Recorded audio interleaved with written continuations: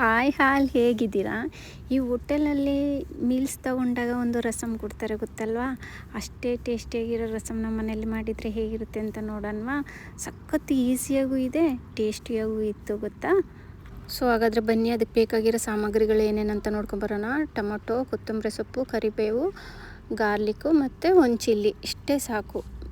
ಮತ್ತು ಮಿಕ್ಸಿ ಮಾಡಲಿಕ್ಕೆ ದೊಡ್ಡದಾಗಿ ಕಟ್ ಮಾಡಿರೋ ಟೊಮೊಟೊ ಅರ್ಧ ಭಾಗ, ಮತ್ತು 2-3 ಪೀಸಸ್ಸು ಗಾರ್ಲಿಕ್ಕು, 2-3 ಎಲೆ ಕರಿಬೇವು, ಮತ್ತು ಒಂದು ಅರ್ಧ ಸ್ಪೂನು ಮೆಣಸು, ಸ್ವಲ್ಪ ಭಾಗ 1/4 ಸ್ಪೂನಷ್ಟು ಜೀರಿಗೆ ಹಾಕಿ ಚೆನ್ನಾಗಿ ಸ್ವಲ್ಪ ಮಿಕ್ಸಿ ಮಾಡ್ಕೊಳ್ಳೋಣ. ತುಂಬ ಗ್ರೈಂಡ್ ಮಾಡ್ಕೊಳ್ಳೋದು ಬೇಡ.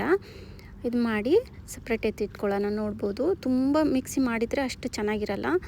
ನಂತರ ಸ್ಟವ್ ಹಚ್ಕೊಂಡು ಒಂದು ಬಾಣಲೆ ಇಟ್ಕೊಂಡು, ಬಾಣಲೆ ಬಿಸಿ ಆದ ನಂತರ 1-2 ಸ್ಪೂನ್ ಆಯಿಲ್ ಹಾಕ್ಕೊಂಡು, ಸ್ವಲ್ಪ ಸಾಸಿವೆ ಎಣ್ಣೆ ಬಿಸಿ ಆದ ನಂತರ, ಅದಾದ ನಂತರ 2-3 ಪೀಸಸ್ ಬೆಳ್ಳುಳ್ಳಿ, ಕರಿಬೇವು, 1 ರೆಡ್ ಚಿಲ್ಲಿ ಮತ್ತು ಚಿಕ್ಕದಾಗಿ ಕಟ್ ಮಾಡಿರೋ ಟೊಮೊಟೊ ಹಾಕಿ ಸ್ವಲ್ಪ ಚೆನ್ನಾಗಿ ಫ್ರೈ ಮಾಡ್ಕೊಳ್ಳೋಣ. ಹಸಿ ವಾಸನೆ ಎಲ್ಲ ಹೋಗಬೇಕು. ಟೊಮೊಟೊ ಆಯಿಲಲ್ಲಿ ಚೆನ್ನಾಗಿ ಬೆಂದಾದ ನಂತರ ಮಿಕ್ಸಿ ಮಾಡ್ಕೊಂಡಿರೋ ಮಿಶ್ರಣವನ್ನು ಹಾಕಿ ಮತ್ತೆ ಅಗೇನ್ ಚೆನ್ನಾಗಿ ಹಸಿ ವಾಸನೆ ಎಲ್ಲ ಹೋಗಬೇಕು ಮಸಾಲದು, ಆ ಥರ ಫ್ರೈ ಮಾಡ್ಕೊಳ್ಳೋಣ. ನೋಡ್ಬೋದು, ಇಲ್ಲಿ ಮಸಾಲೆ ಎಲ್ಲ ಚೆನ್ನಾಗಿ ಫ್ರೈ ಆಗಿ ಆಯಿಲ್ ಬಿಡ್ಲಿಕ್ಕೆ ಶುರುವಾಗಿದೆ.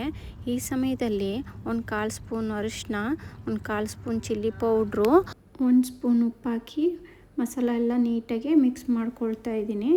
ಇದಾದ ನಂತರ 1-2 ಗ್ಲಾಸು ನೀರು ಮಿಕ್ಸ್ ಮಾಡಿ ಚೆನ್ನಾಗಿ 1 ಕುದಿ ಬರೋವರೆಗೂ ಕುದಿಸ್ಕೊಳ್ಳೋಣ. ನೋಡ್ಬೋದು, ಮಸಾಲೆ ತುಂಬ ಚೆನ್ನಾಗಿ ಕಾಣಿಸ್ತಾ ಇದೆ. ಕುದಿ ಬಂದ ನಂತರ ನಾನಿಲ್ಲಿ ಹುಣಸೆಹಣ್ಣು ಹುಳಿನ ಆ್ಯಡ್ ಮಾಡ್ಕೊಳ್ತಾ ಇದ್ದೀನಿ. ಇದು ತುಂಬ ಟೇಸ್ಟ್ ಕೊಡುತ್ತೆ ರಸಮ್ಗೆ. ಮತ್ತು ಹುಳಿ, ಉಪ್ಪು, ಖಾರ ತುಂಬ ಹದವಾಗಿದ್ದರೆ ರಸಮ್ಮು ಕುಡಿಲಿಕ್ಕೂ ತುಂಬ ಟೇಸ್ಟಿಯಾಗಿರುತ್ತೆ ಮತ್ತು ಅನ್ನದ ಜೊತೆಗೂ ತುಂಬ ಚೆನ್ನಾಗಿರುತ್ತೆ.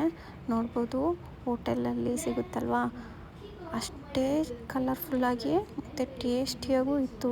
ನಿಜ ನಂಬಲ್ಲ ಎಷ್ಟು ಟೇಸ್ಟಿಯಾಗಿತ್ತು ಅಂತಂದರೆ. ಒಮ್ಮೆ ನೀವು ಟ್ರೈ ಮಾಡಿ, ನೀವೇ ಹೇಳ್ತೀರಾ ಕಮೆಂಟ್ ಮಾಡಿ ಎಷ್ಟು ಟೇಸ್ಟಿಯಾಗಿತ್ತು ಅಂತ. ಈ ವಿಡಿಯೋ ಇಷ್ಟ ಆದರೆ ದಯವಿಟ್ಟು ಲೈಕ್ ಮಾಡಿ, ಸಬ್ಸ್ಕ್ರೈಬ್ ಮಾಡಿ.